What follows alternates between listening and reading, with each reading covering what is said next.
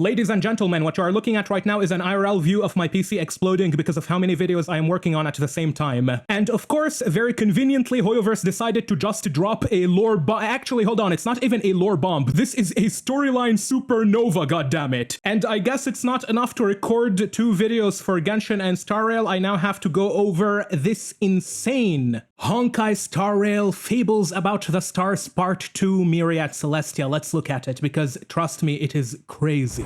The last time I was on the Yuchue was centuries ago. Just for context, based on what we are looking at right now, since Jingyuan brought Jingliu into the Xianzhou Yuxue, this is supposed to be taking place immediately after the end of the storyline with both Fei Shao and Hu Lei on the Xianzhou Luofu. Because at the end of that quest, Jingyuan talks with the general of the Yuxue, which is the ship where Fu Xuan is originally from, and they discuss how they need to move the 2 prisoners, Jingliu and Luocha, over there to interrogate them. Pity that you now come not as a hero, but a prisoner. Put the abundance in their grave, empty talk. The divination matrix will naturally determine whether your words are trustworthy. Fine. As we always say on the Xianzhou, seeing is believing.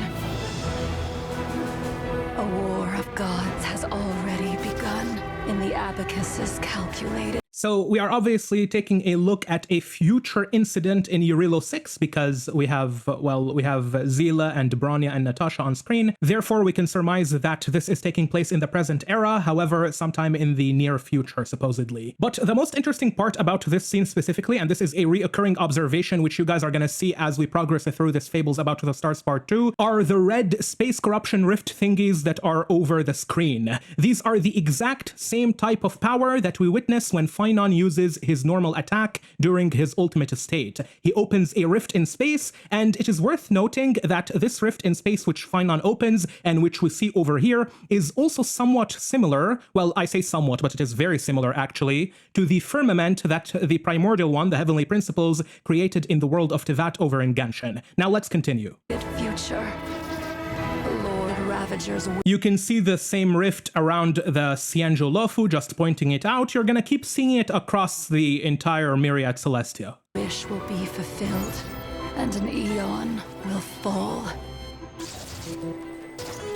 This is a chess game between gods, as each piece. It really looks like the storyline on Amphorius is going to completely influence the rest of the Star Rail universe, or at least a very large portion, a very significant portion of it, and I'm looking forward to what's gonna happen, because the developers did say the storyline of Amphorius is gonna include 2 portions. One portion will be within the world itself, and another portion will be from outside of it. Piece falls to counter the next. Why not take advantage of it for our own goals? Okay, honestly, I'm starting to think that some of these scenes are symbolic because we can see Herta as a space station crashing into a planet, and I really wonder if Hoyoverse are willing to destroy their space station. This might be a prophecy of the future of what might happen if things go wrong on Amphorius, the type of destruction that will ensue after that. Purely based on this scene, I am a bit hesitant to say that everything we are witnessing right now is an actual preview of the future.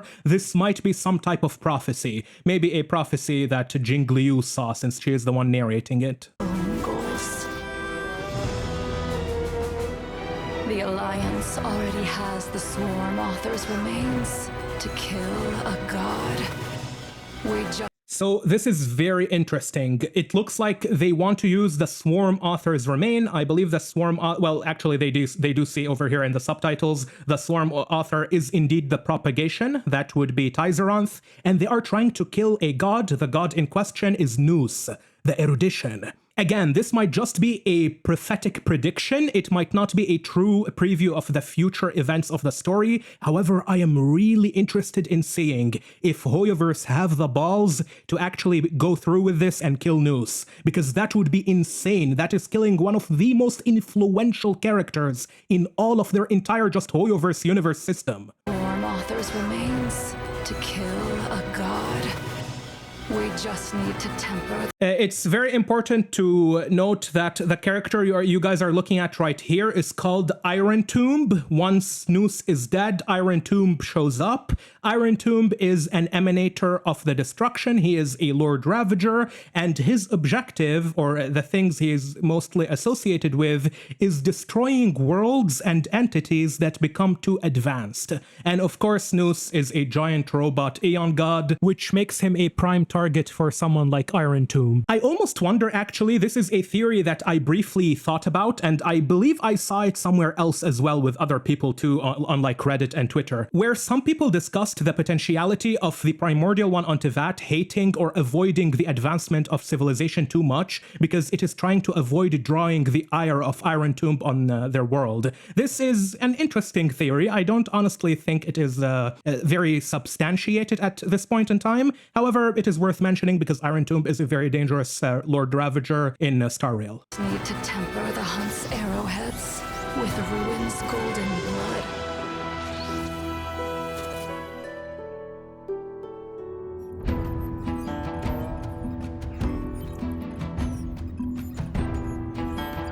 Of course, we see Fei Shao and Zhao Shou over here. A colleague told me that the Xianzhou Alliance is not our enemy. Okay, this is another noteworthy character that I need to discuss. This woman is a Lord Ravager as well. She is, I think, Celestia? So why not join this great feat? Actually, no, hold on. This is 100% Celestia because she is themed around puzzles. You can see the puzzle pieces that she breaks. Hold on, let me go back.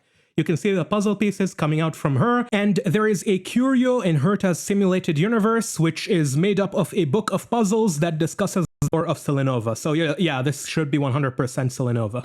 So why not join this great feast? If you guys recall, this is the very first weekly boss that we fight in Honkai Star Rail on Herta's space station. And observe how billions of beating hearts walk into irreversible demise. Indeed. And this is, we know her, we love her, Phantilia and her true appearance. We have already fought a form of her in the Xianzhou Luofu when she took over the Ambrosial Arbor and used its power to forge a specific body over there in that boss fight. Walk into irreversible demise. Indeed. Death is not a process, but the outcome. Let the ignorant hunter raise their bow and kill what they love, what they believe in, and ultimately kill themselves. I honestly personally really like this type of exposition because it shows us a bit of Phantilia's character, and well, we already know quite a bit from the boss fight or the Xianzhou Luofu finale. However, Phantilia is a very sinister Lord Ravager, which that's a cool thing, by the way. So, what's the point in this process? Just for it to feel like a ceremony? This guy is another Lord Ravager. Well, let's not focus on his feet. Hold on. It's not like I have a right to complain about ceremonies. His name is Asat Pramad, just in case. He is also one of the Lord Ravagers and an Emanator of Nanook. Mourn for worlds that can no longer laugh. Do you still remember what happened? The character whom Acheron is talking to right here is tagged as a Sin-Thirster of Nihility. Sin-Thirsters are something akin, not entirely in line, but akin to the idea of karmic filth from Buddhism, where the resentment of people who die will emerge from IX or 9, the Nihility, in order to live meaningless lives, repeating their demise over and over again. So Acheron over here is just talking to one of these Sin-Thirsters. I saw a spot of light that dimmed the star. Then existence itself was torn. The Sin-Thirster whom Acheron is talking to appears to be one of the victims of this specific Lord Ravager. So he is recounting to Acheron how he died, and she is inquiring about this information because she might be hunting down this Lord Ravager, and that is very, very cool. Here, let's take a look. I saw a spot of light that dimmed the star. existence itself was torn, leaving only a despairing white, enveloping both entropy and time. So this incident, which the Synthirster is talking about or recounting to Acheron, is the Lord Ravager, or the power of the Lord Ravager Zephyro. This is one of my favorite Lord Ravagers, and he is associated with the fictional, well, scientifically fictional concept of, I should say honestly, mathematically or scientifically fictional concept of white holes. Zephyro's name is taken from the Greek god of the west wind, Zephyr, and combined with the word pyro. So Zephyro, that would be west wind of fire, and this makes sense because in Honkai Star Rail, he's associated with the concept of white holes, which produce an enormous amount of energy and heat. Extremely awesome character design, and really badass if I might add so myself. So white holes, realistically speaking, you can tell by their names, they are the opposite of black holes, where black holes have a singularity that attracts an enormous amount of gravity, where space and time collapse at the center.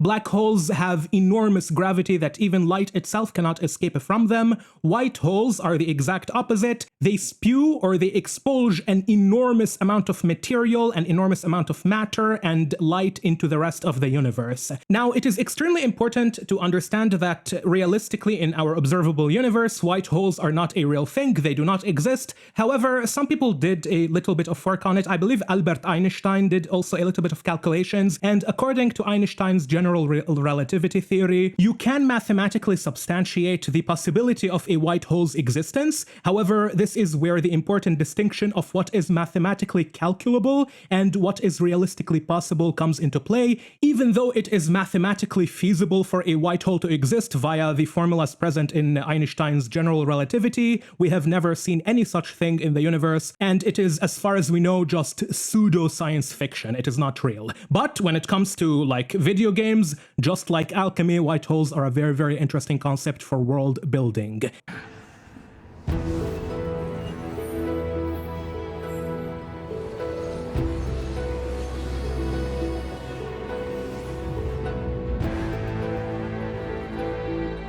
We salute thee, blemished one. In defiance of the cosmic roots that bind all, we offer a magnificent ruin. I believe Fantilia over here is either talking to Nanook, the blemished one, or she might be talking about the upcoming Lord Ravager we are going to get in Amphorius, where the other Lord Ravagers, in celebration of his rise, are basically creating a feast, a celebration for the birth of a new member of their ranks. However, realistically speaking, Fantilia is probably talking to Nanook. Together, beneath your gaze, we bear witness to... Actually, based on Selenova's words right now, it is most likely Nanook, since she said beneath your gaze, and Nanook is the Aeon of Destruction. It is through the gaze of Nanook that these Lord Ravagers even have their power. to a colleague's end. Oh, and also, I forgot to mention this earlier, Selenova, which is the Lord Ravager you are looking at right now, she is the replacement of a previous Lord Ravager called Zulo, who was assassinated by the Galaxy Rangers. Be it coronation or collapse. She used to have also a conflict with the Xianzhou Yaoshui, which is the place where Su Shang is from and the place where General Fei Shao is currently leading. And of course, along with Fei Shao, you have Moza and Zhao Chou. The end of their yearning is the same.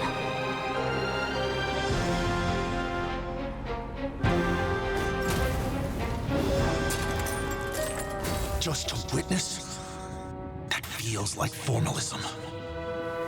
So this is Asat Pramad. His name comes from, his name comes from Indian. However, it is divided to two different sects. You have the Sanskrit word Asat, which means, I believe, non-existent in the mathematical sense, non-existent in like probability. And then Pramad should mean error. So his name is non-existent error. Asat Pramad, non-existent error. And you are going to see why this is so cool when he reveals his design.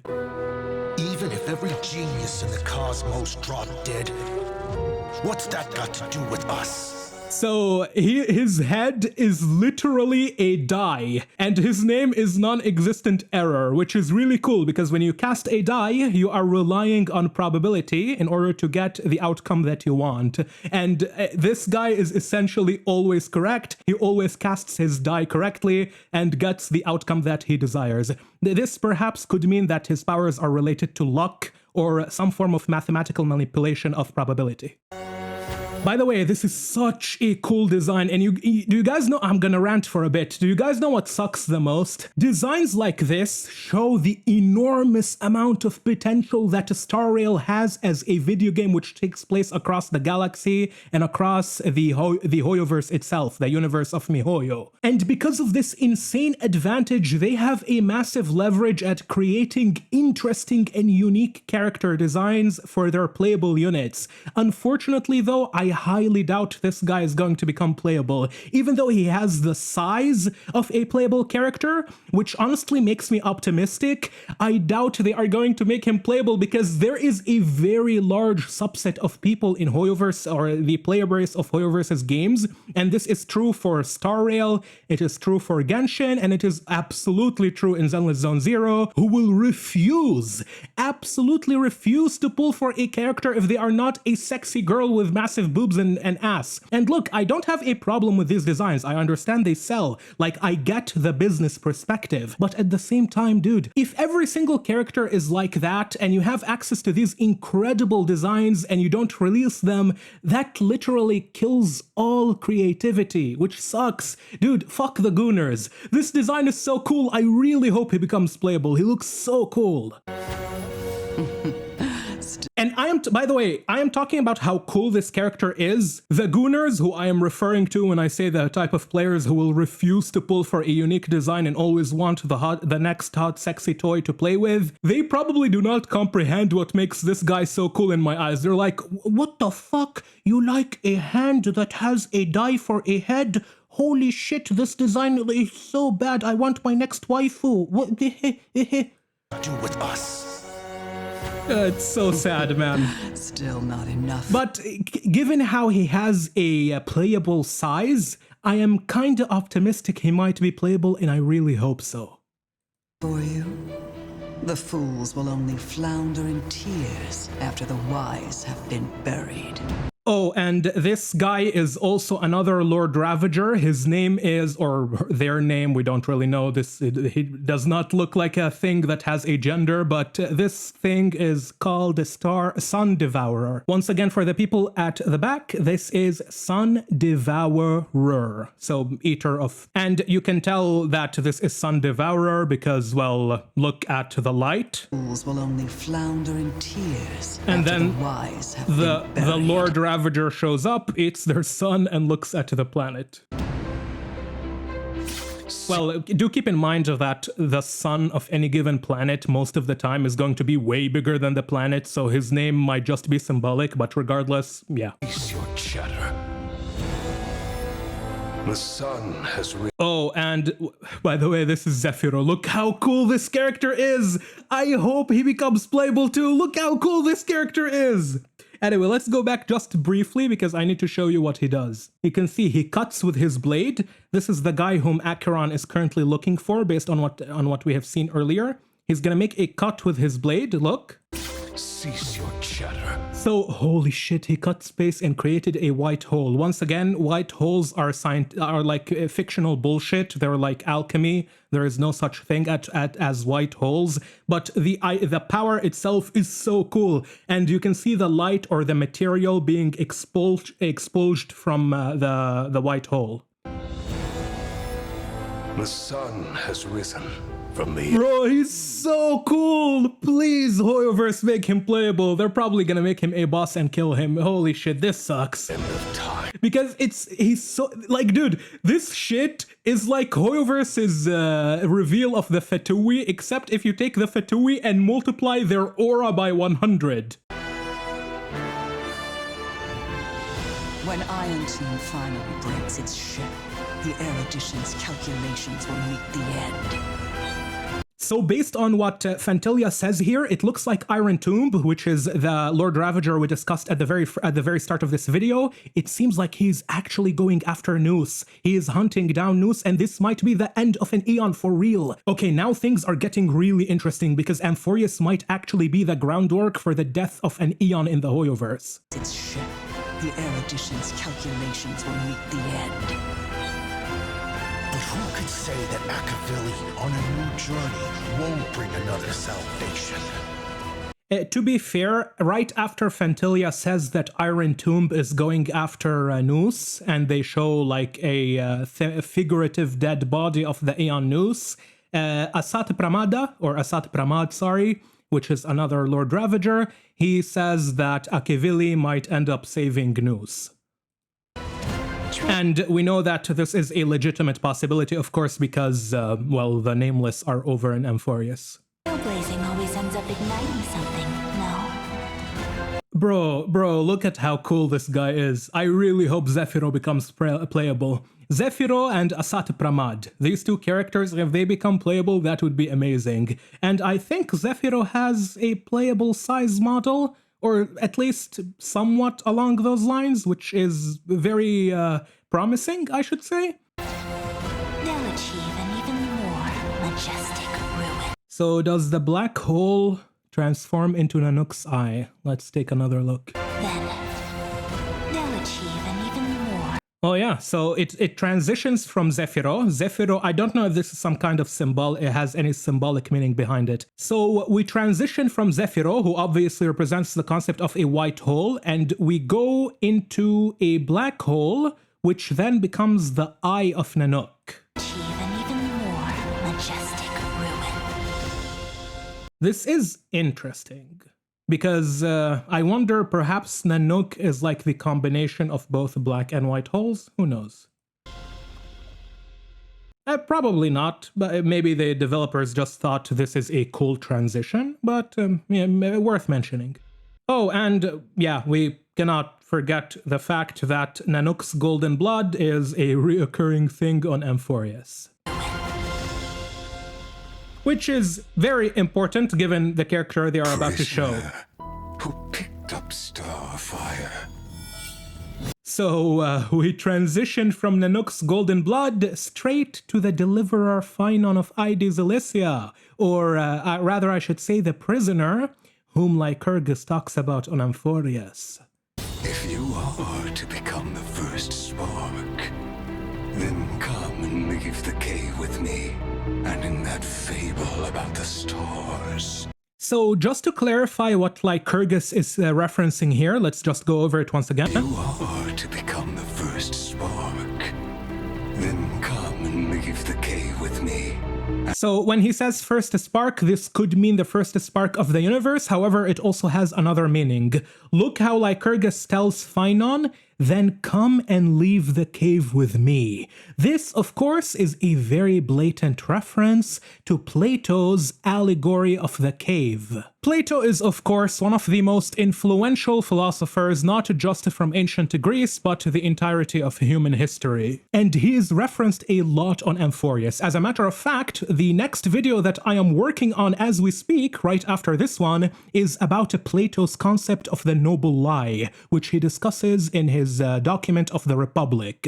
However, over here, Lycurgus is talking about the allegory of the cave. The soundtrack of Amphorius, the music of this world, is called the allegory of the cave, literally referencing Plato. There is no question about it. And just to briefly explain to you what the allegory of the cave is, it's basically a metaphor which the philosopher made for the journey from ignorance to enlightenment, since in philosophy, enlightenment and wisdom are very important. In that allegory, you have a bunch of prisoners who are chained inside a dark cave, only seeing shadows on the wall cast by objects behind them. This represents how people usually mistake, or rather easily mistake, sensory experiences for reality.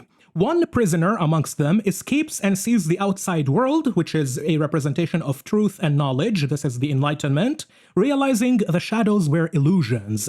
So when he returns to free the others, they reject him because they can no longer recognize him, because the guy now has a truth and enlightenment. Even though he is correct, He is now alien to these people, so they reject him, preferring the familiar falsehood that they are used to. I don't think you guys need me to tell you this, but the allegory of the cave is obviously super influential on Amphorius. We can already tell from the storyline so far, and it is very much important on another world in the Hoyoverse, which is the world of Tevat. Of course, Genshin Impact references philosophers such as Aristotle, Socrates, and Plato a lot. Therefore, we pretty much know for a fact that the developers of Hoyoverse over in China are referencing major Greek philosophers such as Socrates, Plato, especially Plato, and also Aristotle, both in Star Rail over in Amphorius and also in Genshin's Tevat, and both worlds are very much similar, since we have to keep in mind that the primordial one's first civilization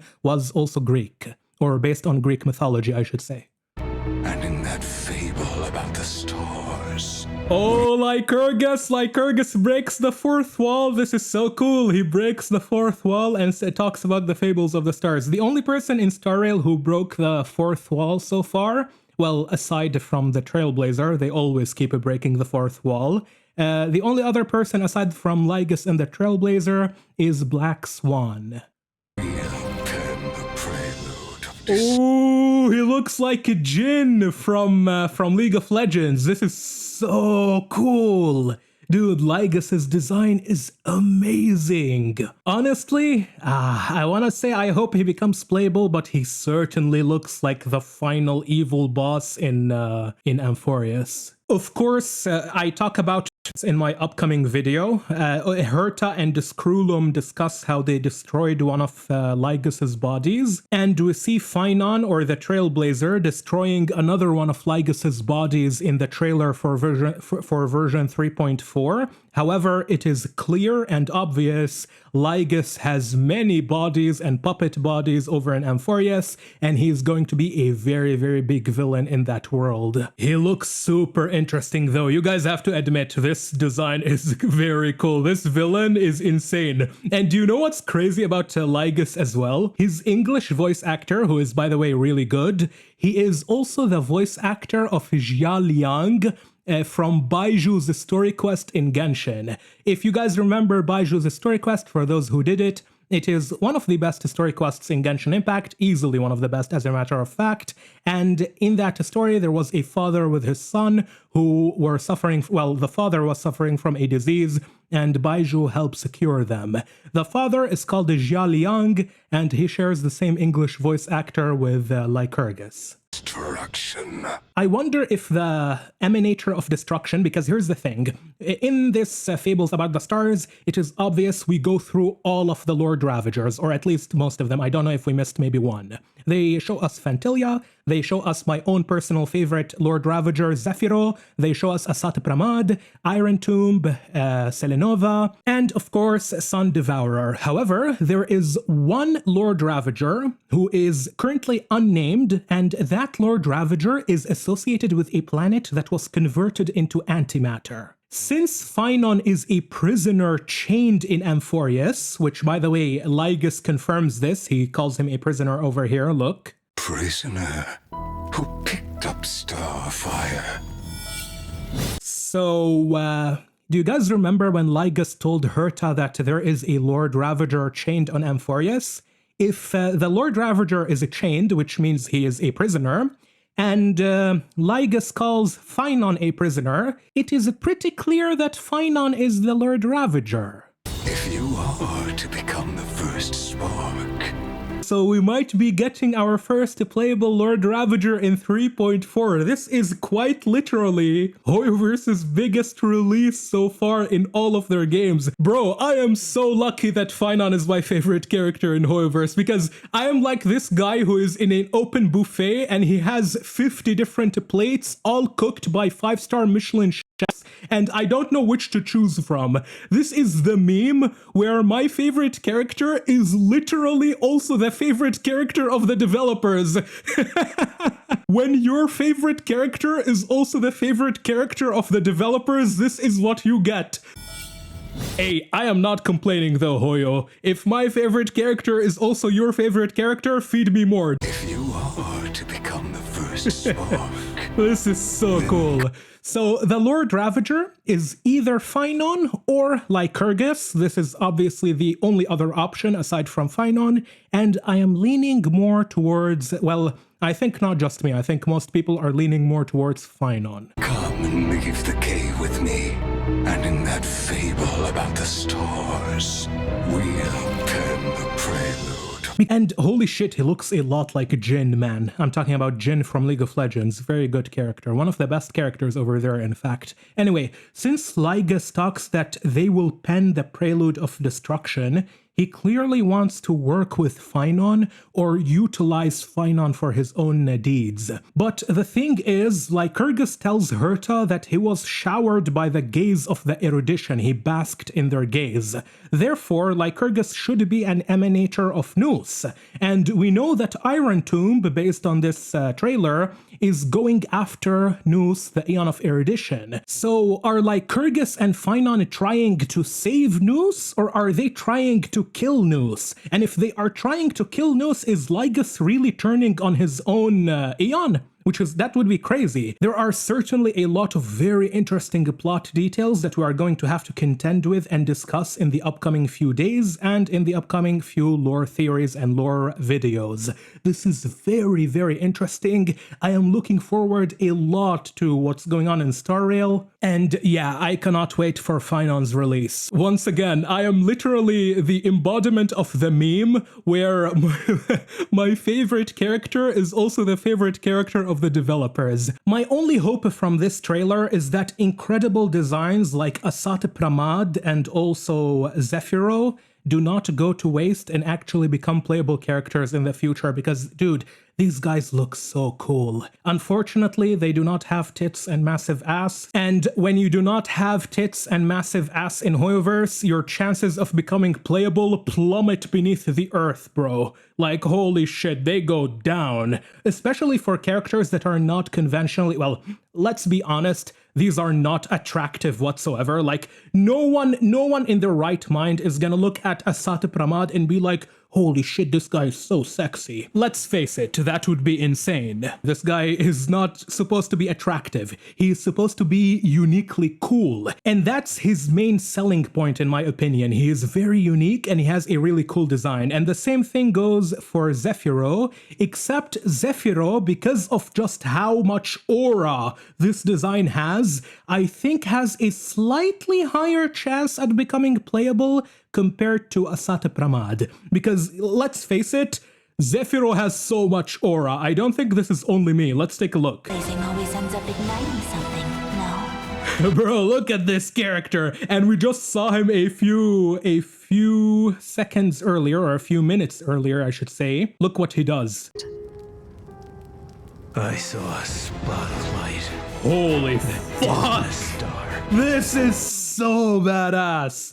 So Zephyro is, well, it's obvious he's a light that can dim the stars because, well, he embodies the concept of white holes. And if white holes exist, which once again, they have never been physically observable even though they are mathematically possible, they would realistically dim stars because of the insane amount of light that they will produce. No star in existence, with the exception of like gigantic ones, would be able to produce an amount of light equivalent to a white hole if a white hole existed. Because imagine the opposite of a black hole sucking in everything, but instead of sucking everything, it would be expulsing all matter and light in the universe. Like, the amount of heat and energy is insane. It would absolutely dim all of the stars by comparison. This is a conventional physical property of electromagnetic waves. When you put two objects that radiate a noticeable amount of light together,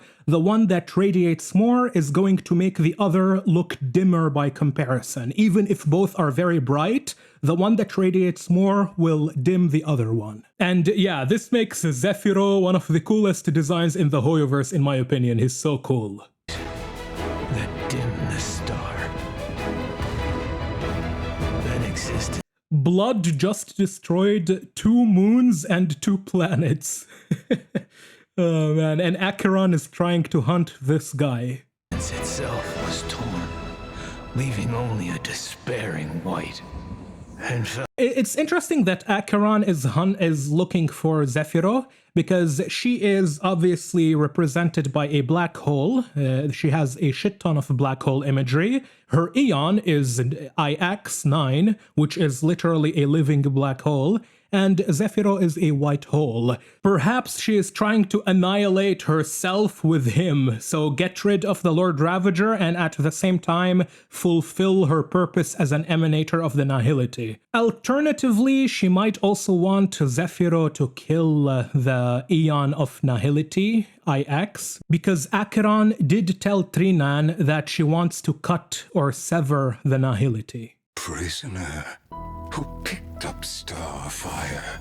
I know out of all of Hoyoverse games, Star Rail is not doing very well right now. Well, it is, hold on, it is doing monetarily excellent. It is outstanding in terms of revenue and cash generation. It is generating a lot of money. However, in terms of player satisfaction, Star Rail is currently on the lower end compared to Genshin Impact and Zenless Zone Zero. I believe Zenless players are the happiest with their games, and then after Zenless, we have Genshin, and currently at the moment, Star Rail players are a bit disappointed in many aspects. Like, yeah, I might agree with some of the criticism directed towards it. However, this game has enormous potential, and I'm really, really looking forward to see what they are going to do with the end of Amphorius. This is very interesting.